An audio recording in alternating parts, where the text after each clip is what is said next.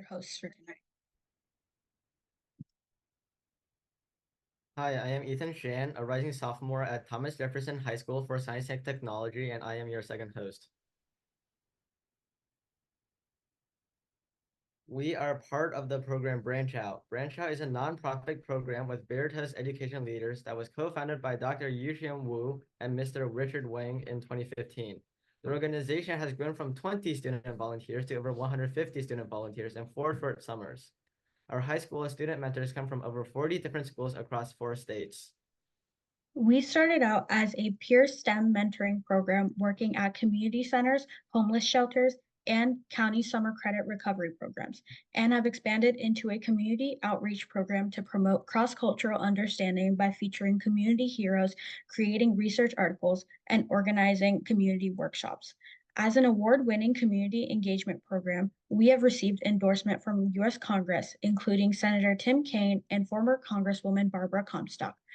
Additionally, our Innovator program won the U.S. Congressional App Challenge Award 4 years ago. Here's a short video showing what we have accomplished.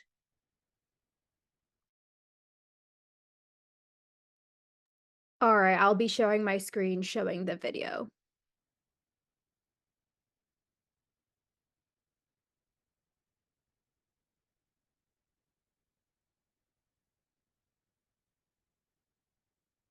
Just give me a few seconds, and here we go.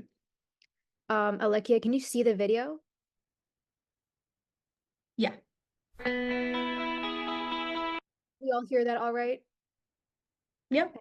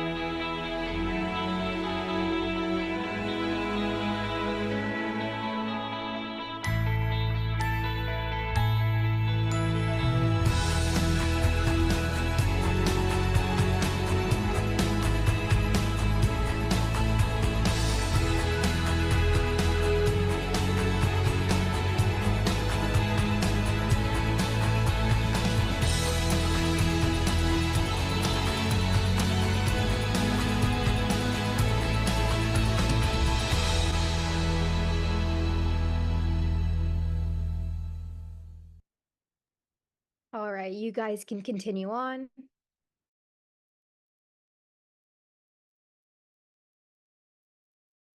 So as part of BranchOut's goals to promote civic engagement, community, and STEM education, we're extremely glad to have you with us today. Research is a large and expansive field and offers a wide range of opportunities across various subjects. Tonight, we have assembled a diverse panel of experts to explore how prospective students can get into research. We also have over 100 people registered for this event. We are delighted to welcome our distinguished panelists today. They will share their expertise in their own field of research, how students can do research, and the broader implications of their work. Our first panelist is Dr. Lénia Amaral. Dr. Lénia Amaral is a cognitive neuroscientist working as a postdoctoral researcher at Georgetown University in Washington, D.C. She earned her PhD at the University of Coimbra in Portugal, where she studied how the brain organizes conceptual knowledge and how different brain networks interact. Dr. Amaral is interested in how the brain adapts, especially in people who are born deaf or blind.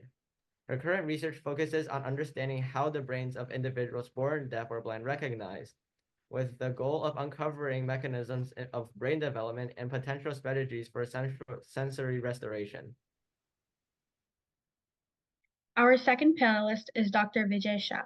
Dr. Shah is currently an assistant professor in the Electrical and Computer Engineering Department at North Carolina State University. He heads the NextG Wireless Lab at NC State, a leading research group specializing in cutting-edge exploration of next-generation wireless communications and networking. Their research spans various critical areas, including 5G and 6G cellular systems, Open Radio Access Network, or ORAN, wireless cybersecurity, artificial intelligence and machine learning applications in wireless technologies, and dynamic spectrum sharing. Prior to joining NC State, he was an assistant professor in the cybersecurity engineering department at George Mason University and research assistant professor in the Bradley Department of ECE at Virginia Tech from 2021 to 2024 and 2019 to 2021, respectively. Our third panelist is Dr. Patrick Forcelli. Dr. Forcelli is a professor and the chair of the Department of Pharmacology and Physiology at Georgetown University, and director of graduate studies for the PhD program in Pharmacology and Physiology. He earned his bachelor's in biology and psychology from Boston College in 2006, his PhD in neuroscience from Georgetown University in 2011, and after a brief postdoctoral fellowship, joined the faculty at Georgetown in 2014. Forcelli's research focuses on epilepsy, with long-standing interests in the impact of seizures and the medications used to treat them on the developing brain, neuropsychiatry and brain stimulation approaches for controlling seizures and associated comorbidities, and novel targets to prevent the development of seizures after injury. Our last panelist was supposed to be Dr. Amanda Still, who is the director of the ASAP program at George Mason University. However, due to unforeseen circumstances, you likely will not be able to have her with us today, but she may join us a bit later in the call. Dr. Vijay Shah has also worked with ASAP in the past, so your questions can be answered. To start this panel, we'll begin by asking some general questions. If any of our panelists have any thoughts, please feel free to unmute and share them. Our first question is, what do you love the most about research? That's a great question. Well, the first thing I like is it's not mundane. It's always exciting. You're always doing something new, which is actually the thing I like the most. And then the other thing I like the most is you get the credit for what you do. Whatever you do, it's your work, right? You did something new in this world which nobody has done before.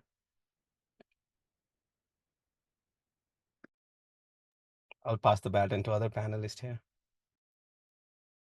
So I would say I will start by saying, I guess, that there's not another job that I could imagine wanting or doing if I were independently wealthy, and academics is not the direction to go if you want to be independently wealthy. But this is what I would do. I would spend my days thinking about questions and then working with really smart, talented trainees to try to answer them. One of, I think, the best parts is every question that you find an answer to actually just leads to yet another question. So you can go down these really interesting, exciting rabbit holes about an area of science that you will, by the time you're done with, know as much as anybody on the face of the earth about. And there's something just really fun about pushing those little boundaries and finding something new, because that's a lot of what scientific discovery is. The big breakthroughs are always exciting, but so are those little, we made a dent. We found an answer, and now we can ask the next question.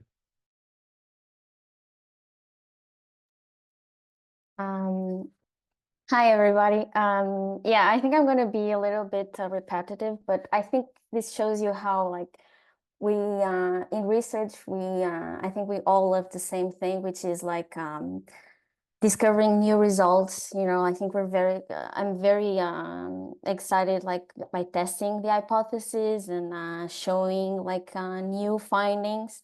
And I guess that's what really drives any research, is like the desire to learn more and explain things that are not yet understood, right?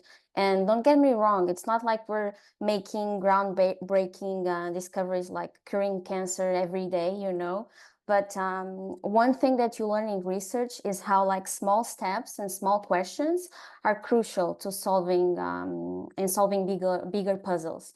So I guess that you learn to appreciate the joy of getting new results and seeing your experiments work. So yeah, that's what also what I like the most in research. Yeah, I want to add one more thing if I can, which is the research that we all do, even though it's quite different, all has the added benefit of impacting society in a positive way. This could be improving communication or technology. This could be recovery after injury. This could be identifying new therapeutics. But knowing that our work is not only intellectually stimulating, but has the potential to help people who need help is also tremendously rewarding. And thank you for your insight on the joys of research. And yeah, I am also interested in research right now. The only research I am doing right now is just Googling on the internet. I'm sure there's more types of research than that. And although it's not the same type of research that you guys, I still enjoy just learning these things about it. So moving on to the next question, what would you say is the most difficult aspect of research?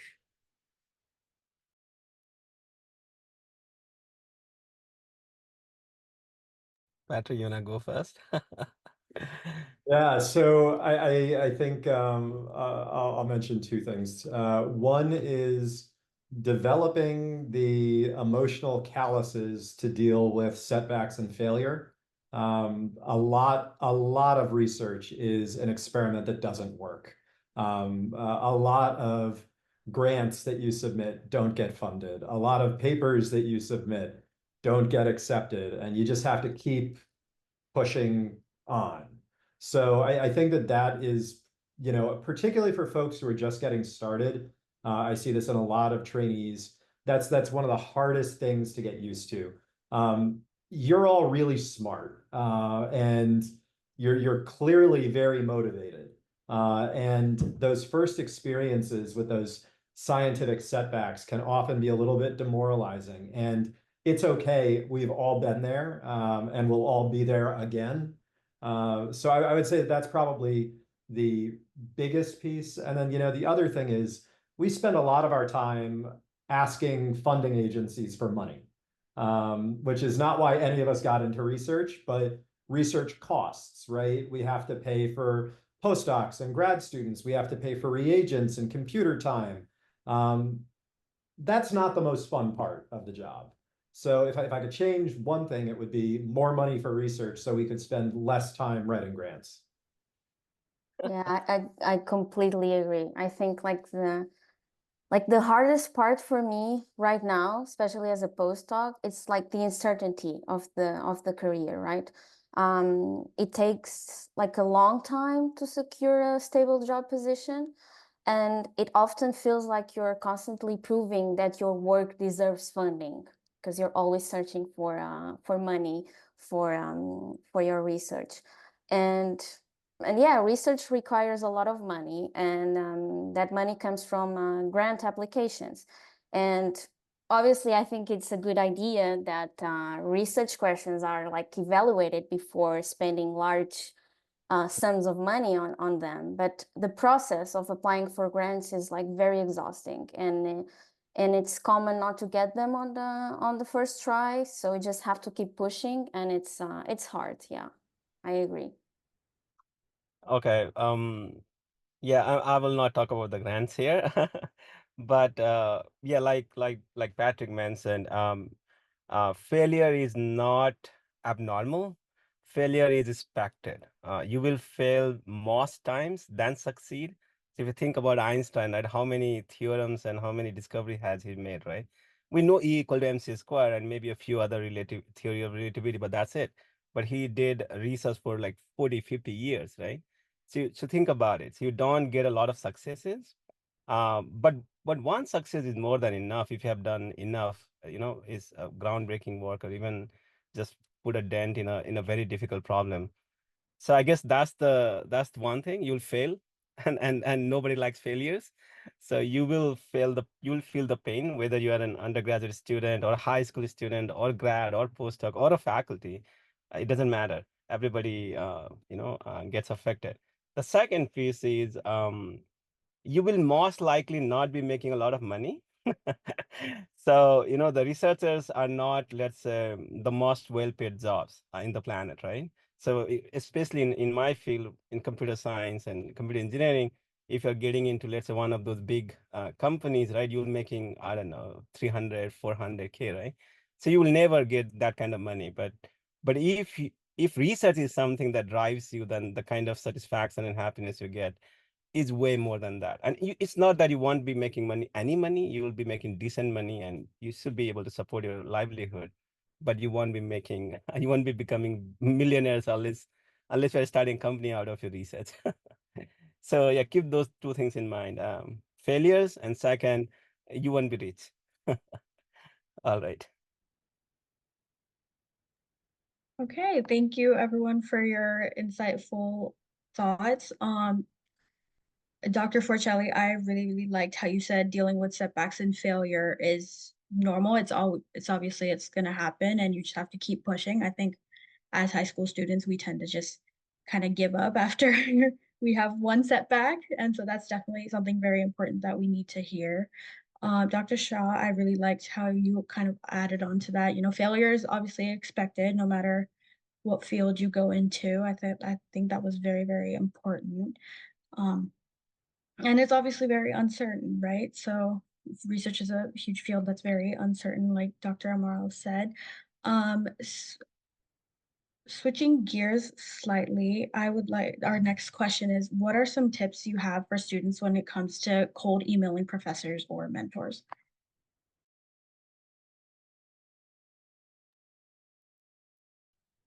So we get a lot of emails, right? So I do not read emails which start with dear professor, or hi. So if you haven't put effort, even putting my name on your email, then why should I take the effort of reading the email, right? So your email definitely has to be custom, right? It should be you know uh, directed to me. And also, why should I hire you, right? I get hundreds of emails and I hire like 2, 3, maybe 10, not more than 10 students in the entire year, right? So you definitely have to find out why you stand out or why you are the best person, to be working in, let's say, in my research with me, right? So those things has to stand out. That, let's say, wireless communication, I need to see that you have some kind of experience, or at least you have done your work. When you have visited my page, you have looked at maybe some of my projects or papers maybe. And then you reach out to me, right? And then I see, okay, this guy is really genuine. He has done the work and he wants to, let's say, do research with me, right? So I would say the email, so I definitely look at all the emails, but I don't get into the details until and unless I find it interesting. And I never respond to the emails which are not interesting. It's just a lot of time. All right.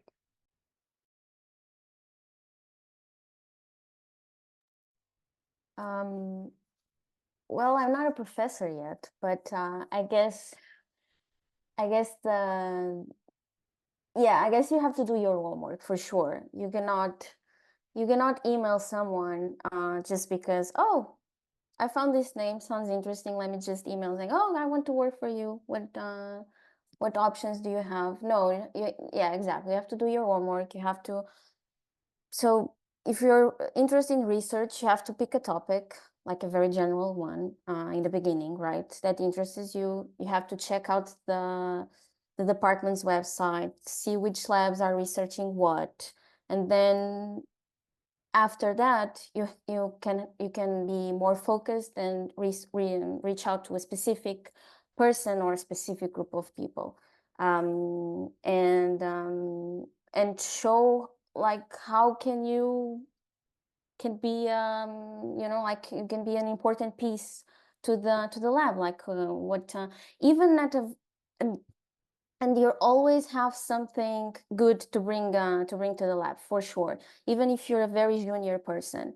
Don't assume that, oh, I will not know enough, I will not no, it's never the case. For sure, for example, in my lab we have high school students doing some like research internships, I think it's called like this.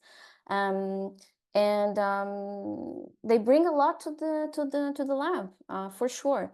And yeah, I would say that's the most important thing is do your homework, like prepare your email and show what are your skills and what can you bring to the lab. Yeah, I think you both hit on it exactly right. I don't have much to add. I will reinforce one of the things that Vijay said though, which is, hey, hi, hello. No, I'm sorry. This is a formal email. Dear Dr. So-and-so, dear Professor so-and-so. It stands out in a good way when you do that.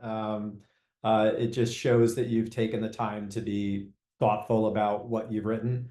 The other piece that I would say is, and this goes, I think, to more of the concept of what should one expect from a research project working with scientists in academia. You're going to work on something that we're working on, probably with one of our PhD students or one of our postdocs.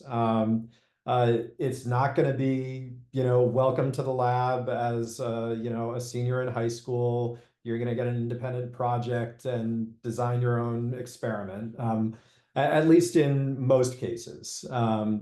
Because again, science is expensive, and the time of the people that it takes to train you is also expensive. So we want you to get an experience where you get a feel for what the research is like, where you can make a real contribution. And it's sort of a graded process. As you get more and more of that experience, you get more and more degrees of independence throughout, college and then your master's, PhD, so on. So just also set your expectations kind of at the right level. And at that sort of entry level, the expectation is, how can I contribute to an ongoing project in the lab? And here are the skills that I can bring, and here's what I'm hoping to learn.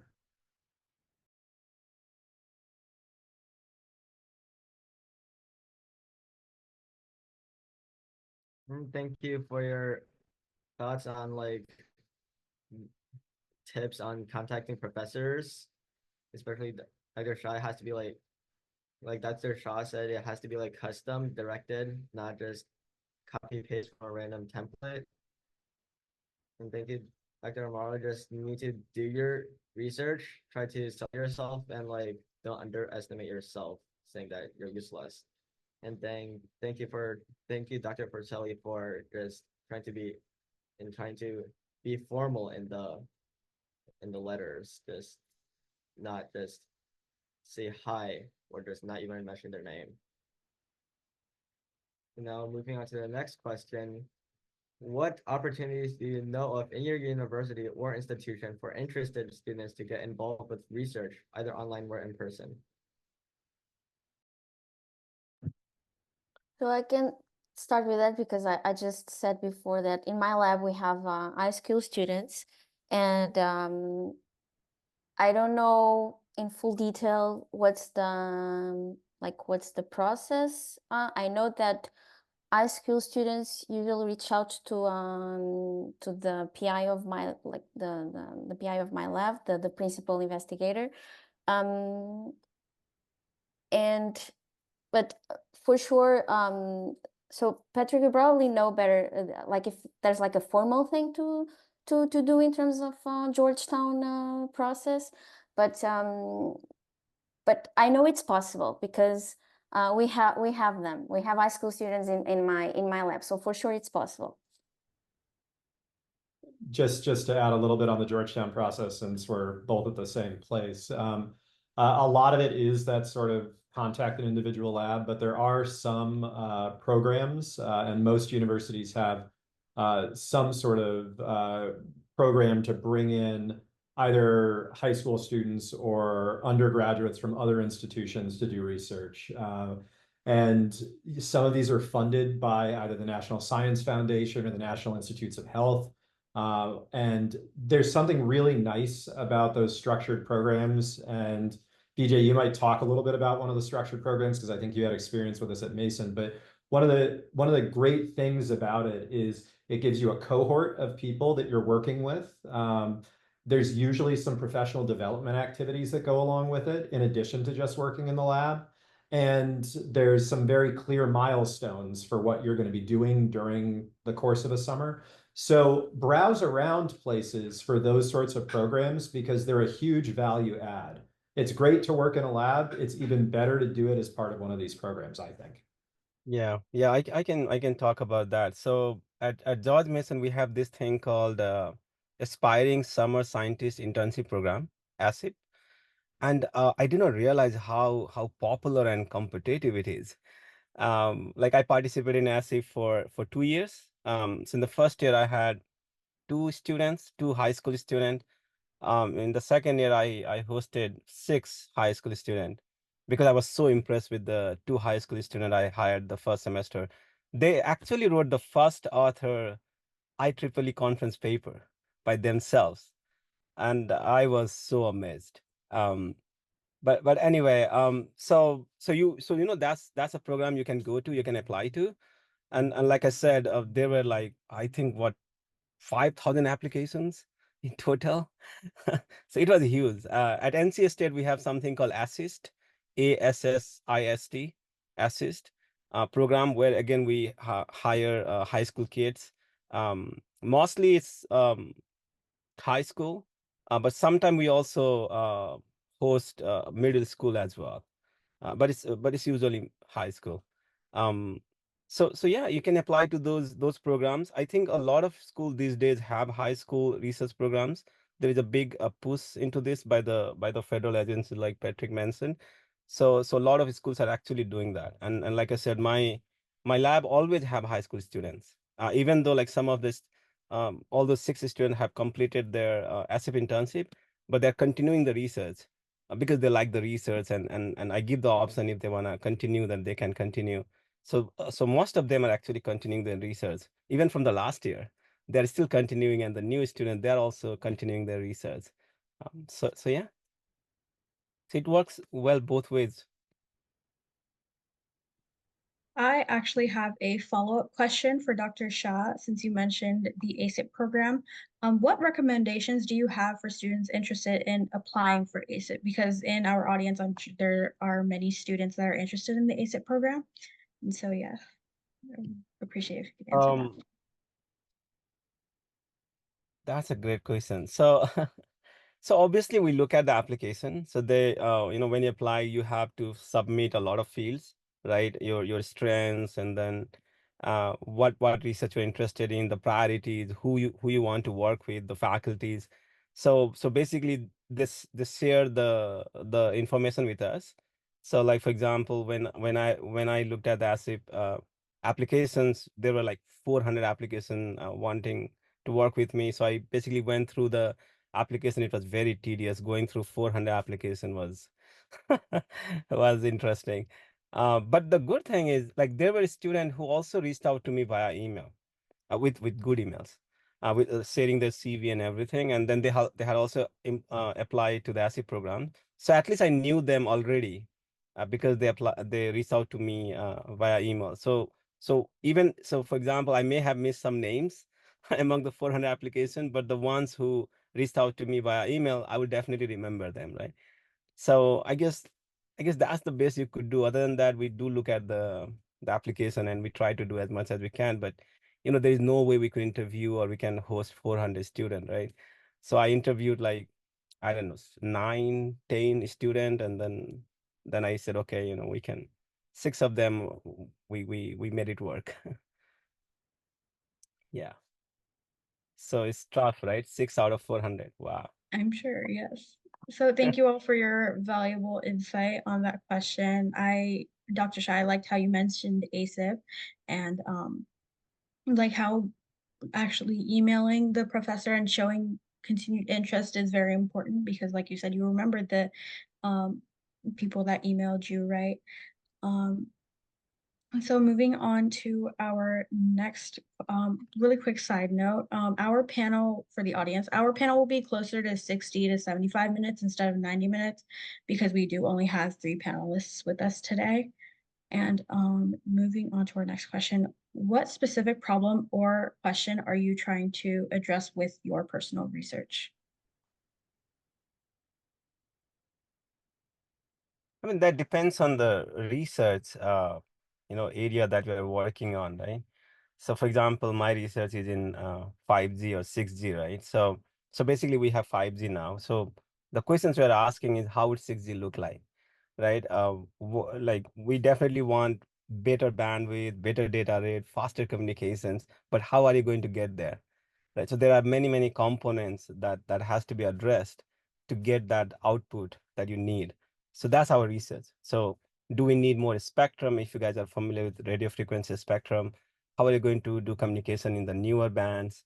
Can we softwareize certain aspects of the network so that the next generation of cellular network is just a software update rather than a huge deployment of the proprietary hardware. And that's the reason why your generation comes every 10 years, right? So 4G came in 2010, 5G 2020, and 6G possibly 2030, right?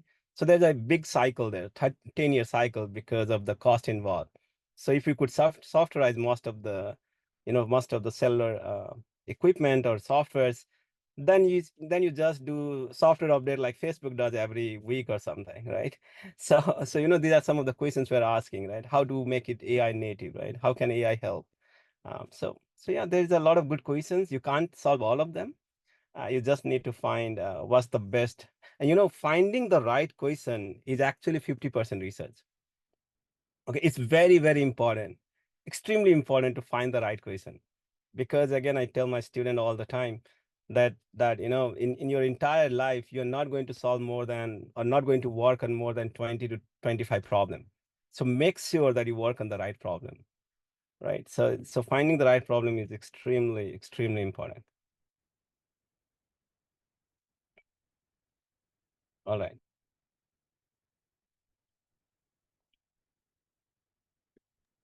Lénia, do you want to go? Sure. I was just thinking that yeah, I totally agree. It's important and not trivial at all. Finding the right question. But speaking about my research, so my research is focused on brain plasticity, specifically in people born blind or deaf. And so what we know from previous studies is that when there's a sensory loss, either like hearing loss or vision loss, the brain region that typically is associated with that sense gets reorganized and starts responding to other types of sensory input.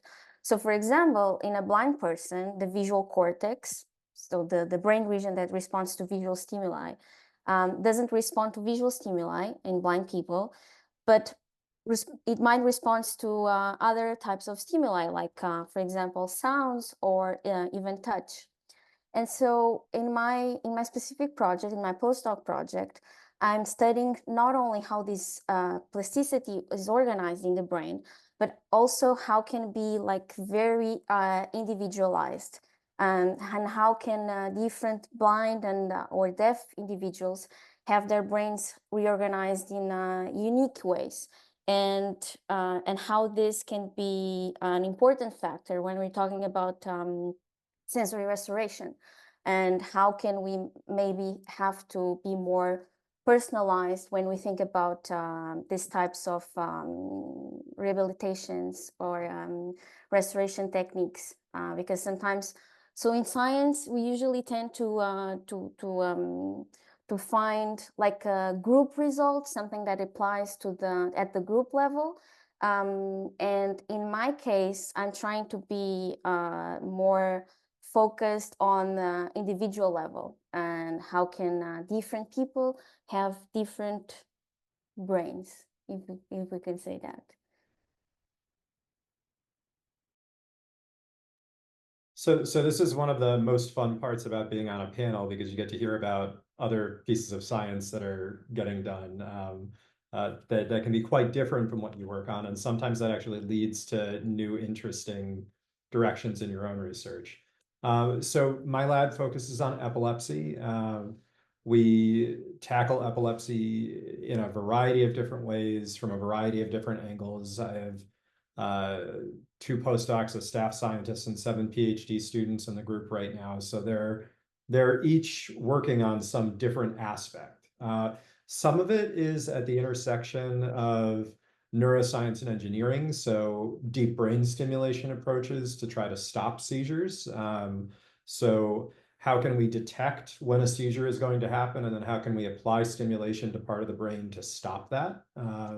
Some of it is pharmacology. I'm in a pharmacology department, so understanding how drugs can be used to treat seizures, what those drugs do, particularly in vulnerable populations, so pregnant women and babies. And also trying to understand how we go from a sort of normally functioning brain to a brain that generates seizures. So what are the processes after injury to the brain that allow remodeling that enable seizures to happen? And how can we intervene in those processes? So again, trying to keep an eye on the individuals living with epilepsy, who ultimately are the people that we're trying to find cures and improve the quality of life for. The other piece about research is it changes. We're not going to be working on 6G when 7G is around the corner. We're going to have even better imaging methods to study individual brains 20 years from now than we do now. The drugs and methods for stimulation are going to be different. So you also have to be ready to evolve and be comfortable with the fact that science is going to take you in all sorts of interesting ways, and your research questions may change. They should change.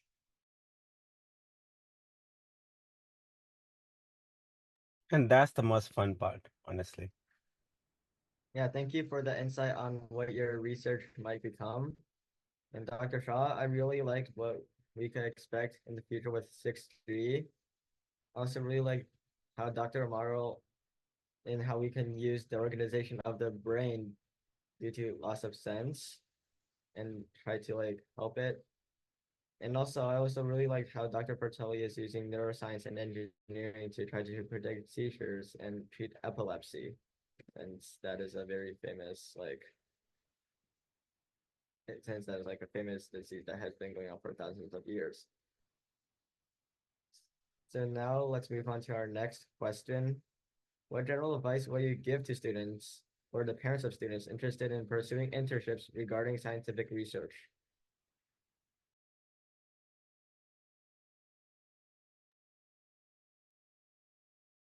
I mean, we kind of covered that, right? There are several internship opportunities, right?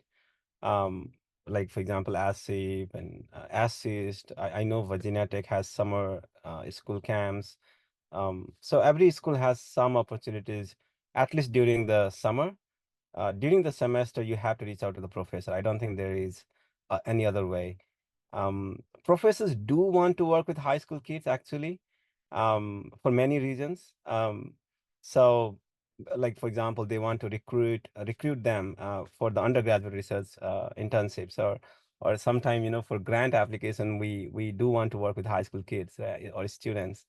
So we do want to work with them. It's just that we are limited. We cannot, right, work with many students. It is hardly 2, 4, 6, right? That's already a lot, actually. So you do want to reach out to several faculties, but when you reach out to them, make sure that your background stands out, right? You haven't done research. We understand that, but we need to know that you are passionate and you will be contributing to the projects in the lab. So for example, in my group, right, even though let's say people do not know 6G, obviously you don't know 6G, right? I did not know 6G before I did my PhD, so or 5G at that time. So it's okay, right? But to carry out research in my field, you need to, let's say, be familiar with programming, right? That is a basic fundamental that I would expect from a high school student, right? That the student at least knows how to program the code. Otherwise, what the person is going to do in my lab, right? So you need to find out that what exactly background you have that you can highlight, which is let's say useful to make you useful in the lab.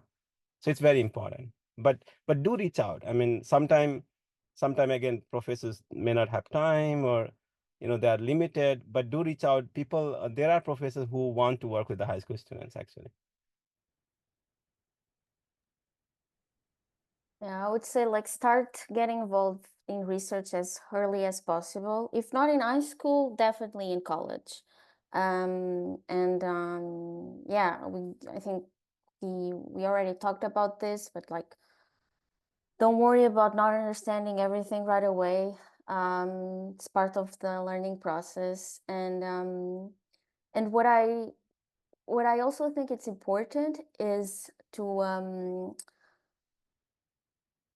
don't give up if you have like a bad experience on the first place, because um it happens, right? Many factors can make you have a bad, either a bad or a good experience, and can be because the project was not as interesting as you thought it would be. It could be because the skills that that type of research requires are not fitting with your profile. But the important lesson is, especially because you're gonna be just trying, you know, it's not like you're deciding a PhD or going to do a postdoc like me. Like you can like enjoy that phase that you can just try multiple things and see what you really like. And yeah, don't give up if you have a bad experience, for sure. Don't do that. So I was just flipping through the Q&A, and a couple of the questions that popped up in there are related exactly to this. So, is it more common? When is too early to start applying for internships? I think they're all sort of wrapped up in this same general concept, which is, apply early, apply often. Don't be offended or disappointed if you don't hear back. If somebody says no one year, that doesn't mean no the next year. There are some years where I don't take any summer students because, I have PhD students that are getting ready to finish their thesis, and we need to be entirely focused on that. So a lot of it is timing. So don't take that part of it personally. The earlier you start, the better, absolutely, with a tiny caveat. Depending on the type of research, we may not be able to have you in the lab until you're a certain age. So if we're doing work that involves a lot of biosafety precautions, or work with animals, or hazardous materials, you're not going to be able to do that. Maybe as a high school student, maybe until you're 18 or at least 16, depending on the type of protocol. So that's a thing to also be aware of. Maybe less of a hazard for the sort of work that the other two panelists do, because it's a little bit more computational, I think. But a thing to be aware of. The last piece I want to highlight, though, in terms of an important variable, is the amount of time that you're willing to spend, right? So when I talk to somebody, they tell me, okay, well, I can be in the lab for 3 weeks, and then I have to go to this camp for 2 weeks, and then I can be back for another 2 weeks, but then I have this other camp for 2 weeks, and I have a part-time job on top. I get that we all have lots of things in life, but to get the most out of a research experience, you need to prioritize. And you will get more out of a research experience by delaying until you actually can prioritize than you will by, just shadowing somebody for a couple of weeks and not really being able to dive in deep. If you'll even find a lab that is willing to host you for an experience like that. So just know that we do expect a real time commitment, because we're also putting energy into training you, and we want to make sure you have a good experience, but we also want you to be able to contribute to the work that we're doing. Yeah, that's a very good point. I would say if you have to be prepared to commit with your time and with the project that you're going to be assigned with. If you feel like you're not prepared to have that amount of time, if you have other things, just do it later. It's better, for sure. A few folks also asked, when's the best time to reach out to professors, summer, fall, etc. Not summer. Summer, at least for me, not summer. Summer is when I want to focus just on my research. I'm traveling, people in the lab are traveling. I would say during the semester is the best time, not right at the start of the fall, not right at the start of the spring, but any time other than kind of the start of the semester is a good time to reach out to folks in my type of research. I don't know about the others. You know, for us, summer works great actually, and that's where I host most of my let's say summer students, which come through those programs, ASIP and those assist. But you'd have them reach out to you before the summer is the point, though, right? Like you wouldn't want them cold calling you during the summer saying, "Can I work this summer?" Right? No, yeah, Right. yeah, Yeah, exactly. No, like in my lab, for example, last year we had two summer high school students, summer in like doing their summer internship, and so summer works fine in our lab, for example, but exactly like you have to reach out before the summer starts, and this just goes to show you how you really have to do your homework and understand in what are the different logistics for depending on the lab and depending on the person and the project that you want to work with, because different times can apply to different projects and different labs for sure. yeah. Let me tell you one thing.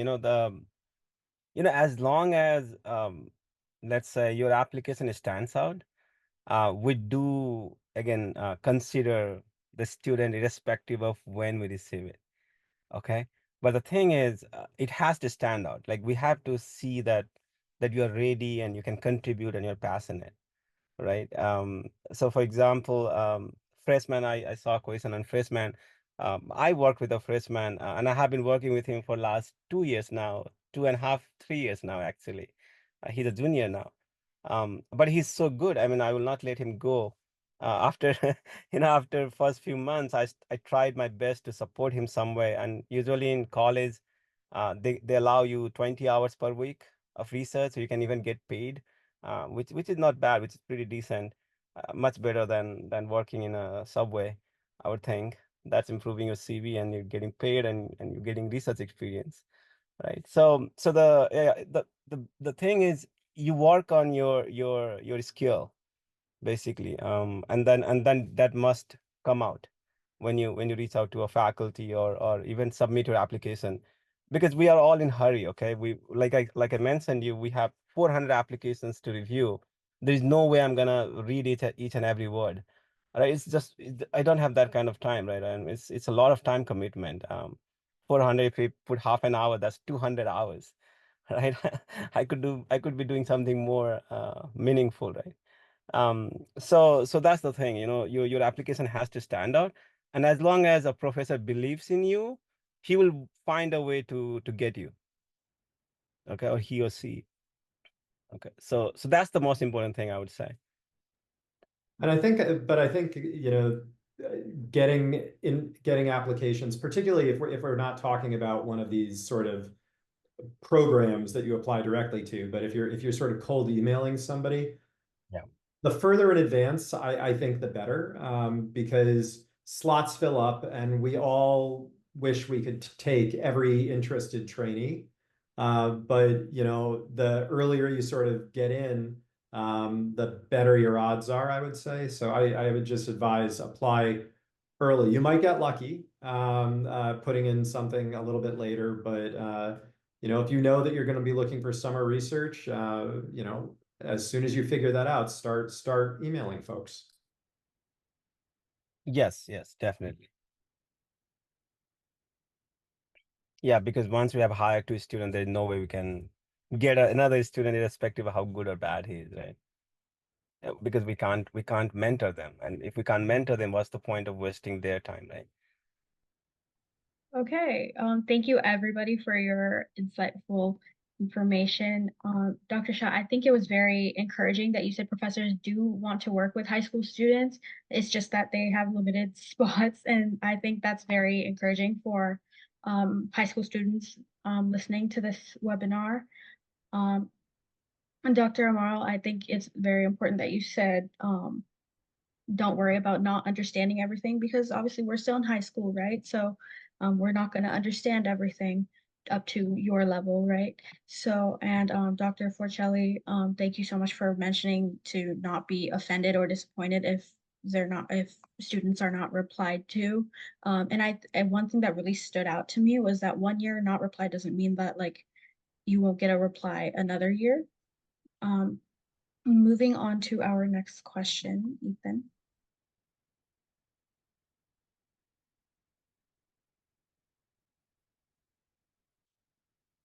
Ethan, I think you're on mute. Yeah, sorry about that. So as you can see, we have plenty of questions from the Q&A, so we will be going from there. So regarding ASAP, what are the most important aspects of the application? What are professors looking for when reviewing the application? How can you contribute to our project or research? That's the most important thing. And can you commit?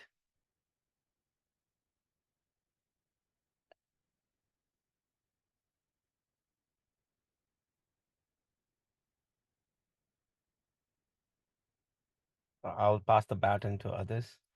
Other panelists, yeah. I agree. I agree. I don't have anything to add, but yeah, I feel like we kind of covered this topic a lot in terms of the things that you should do. I mean, I don't know this particular program, like if there's like any specific thing that you should be aware of. But I feel like it's mostly it, like show your skills and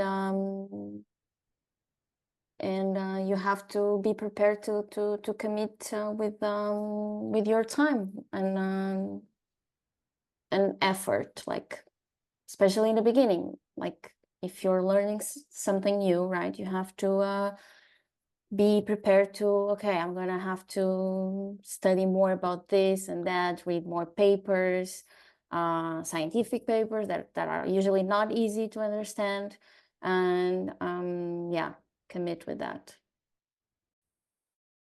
Yeah, I don't have anything to add on that one. Well answered. Okay, then let's move on to our next question that from the Q&A box. How much time will I have to dedicate for research as a high school student?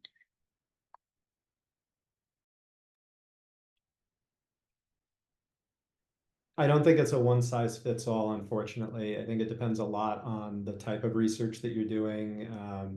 There was a sort of related question about will I have to dedicate time at home for research as a high school student, hours during the school year. All of this, there's not a one size fits all. It really depends on the sort of work that you're doing. Some of it you're not going to take out of lab. Some of it you're going to be able to do sitting on a beach if you wanted to. It depends on the sort of work that you're doing. Yeah, and you can talk through that with your potential mentor, right? That what are his or her expectations and what are your expectations, right? So as long as they match, I think it should work. Especially during summer, we do expect the student to put in more hours because right, you are the selected one from 400 applications, right? So if you're gonna waste your opportunity, you are basically wasting a lot of other passionate students' opportunities as well, right? So I tell my student, I don't count your hours, but your progress will tell me how much effort you put into the work. You can probably, let's say, get stuck with a code or something for a week, for 2 weeks, but if it's happening for 4 weeks or 6 weeks, then something is wrong, right?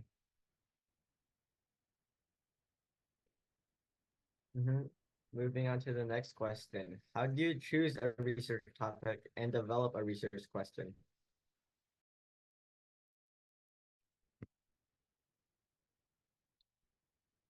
Patrick, you wanna go first? Yikes. That's a big one, right? I think excitement is a big part of it. You're going to be dedicating your time to a project. You want to pick something that you find exciting, something that you know, wake up in the morning thinking about, or wake up in the middle of the night with a bright idea about. Those are the sorts of projects that I like to go after. That's sort of it for me. And again, not to be a broken record on this, but I like science that has potential for impact on society. So I'm not an ivory tower academic. You know, I love philosophy. I love the rest of it. But I want my research to have the potential for impact. So those are sort of the guiding pieces. And then some of it is opportunity. What new tools and technology are available that lets us answer a question we couldn't answer before? What's the collaborator down the hall doing that intersects with my work in an interesting, you know, unexpected direction? And for all of you, I know it's a very different piece because you're looking at this list of people that you could potentially email. So I would suggest go with the one that you're excited about and the one that you think you can make a contribution to, where you have some skill to bring and a thing that you want to learn. And you're excited to dive in and learn about it. Yeah, I'll augment on that part. So what are you passionate about? Like what excites you? That's very important. You know, if you don't like the topic, you know, you're just wasting everybody's time, including yours. So you have to like the topic. Okay.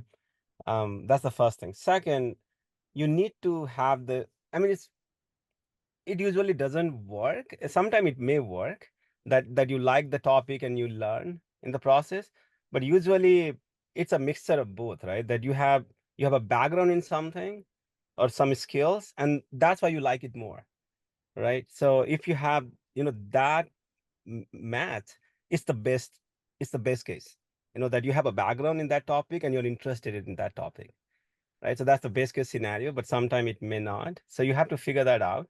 And it's okay. It's okay to explore a little bit, especially in your age. I mean, come on. Right? Yeah, Yeah. exactly. At this level, I feel like this is the perfect time for you to explore things and explore topics. And also it's also a perfect time to risk a little bit, you know. If you feel like there's a topic that you're actually feel like a little bit excited, but you're very afraid because you've never done anything related with, well, give it a try. You'll see if it fits you or not.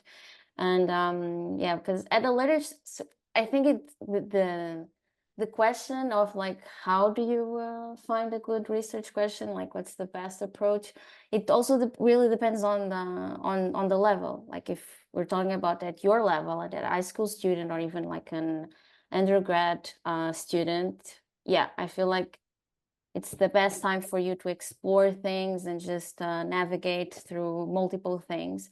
And then later, when you're already into a field, for example, in my case, I feel like I have to know my field, right? I have to know it very well. I have to know exactly what are the questions that need to be answered next. And in order to get money, you also need to know what are the topics that are like most likely to be funded. So start by exploring and try different things. Yeah, and your mentors will help you. Your mentors will help you find the right questions. And as you learn the field more, you will find millions of questions. And then you have to find the right question that you want to pursue. Okay, thank you everybody for your insight. Our next question, what caused you to become interested in your field of study? Undergraduate research, actually. So when I was a sophomore, yeah, just after my freshman, I wanted to do something during my summer. I did not want to go home and just stay back and relax. I wanted to do something. So I reached out to the professor who I liked the most. I took some course with them and I really liked his teaching and so I just reached out to him, can I do research with you? And then it started that way for me. Yeah, very similar experience for me. Yes.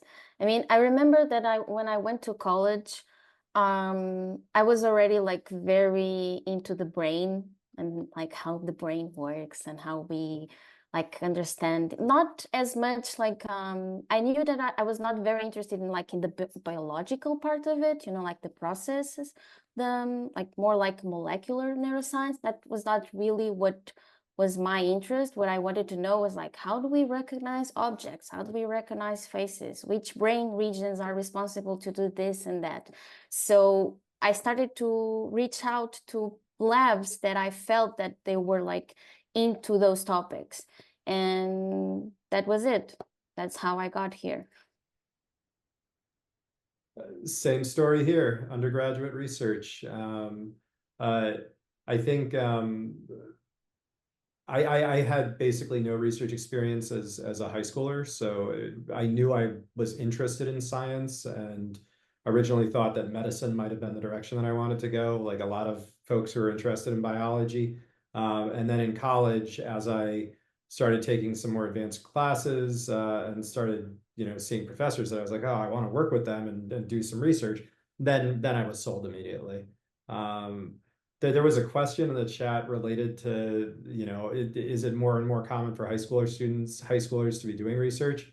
And I think the answer is yes, but don't worry that this is an arms race of sorts. Like you can start, you have 3 people here who all started research in college, and we turned out just fine. So it's great to explore as early as you can, and I encourage you to, but don't feel like it's a must to be a scientist someday.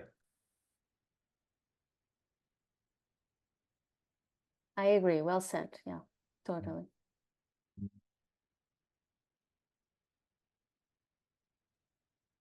So what are some internship opportunities you know of outside of your institution? I do not. All the opportunities I know of, it's through the institution. For high school students, right? I guess you are talking about that. For undergraduate, there are like federal federal internships, and even the internship in companies. But for high school, I do not. Yeah, same here. A lot of the larger programs are the government funded ones are targeted at undergraduates. So not really sure what's outside of mine. Yeah, me neither. Okay, then, that will conclude our panel discussion. Thank you all for your thoughtful questions and to our panelists for sharing their expertise. And thank you once again to our outstanding panelists and to all of you for attending. We hope this workshop has provided valuable insights into how prospective students can get into research. And if you would like to learn more about BranchOut and our future panels, please check us out at www.bellbranchout.org or like us on Facebook at Veritas Education Leaders. For updates on future workshops, feel free to follow us on our social media platforms given in the chat. Let me add one concluding remark here. So you guys are interested in research. That already separates you from the crowd. Trust me. Not everybody has the interest or caliber or passion to do research. So you are already there. You have already taken the first step. Okay. So just now reach out to different programs, reach out to the faculties, and I'm sure you'll find a position. Like I said, we also want to work with high school students and undergraduates. And just bravo to the volunteers that put all of this together. You did such a great job with your outreach to us and professionally moderating this. Really round of applause for you, because this is an exceptional program. You should be very proud. Thank you so much. It's very kind of you to say that. All right then. Good night. We would like to invite all the panelists to stay back for a group photo, but before that, Dr. Amaral, if you have any concluding remarks, feel free to go ahead. Well, I would say that two things. That one,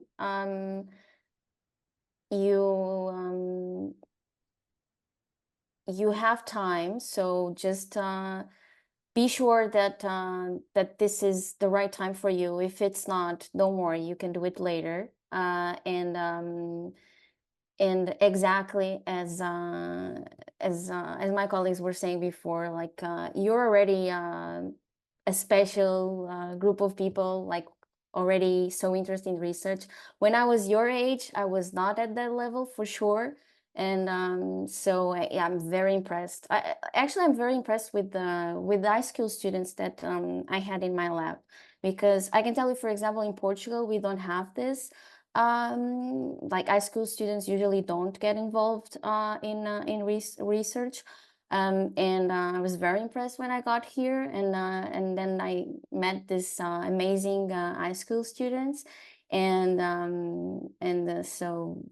so yeah, for sure you're doing an amazing job, and you're gonna be great researchers in the future.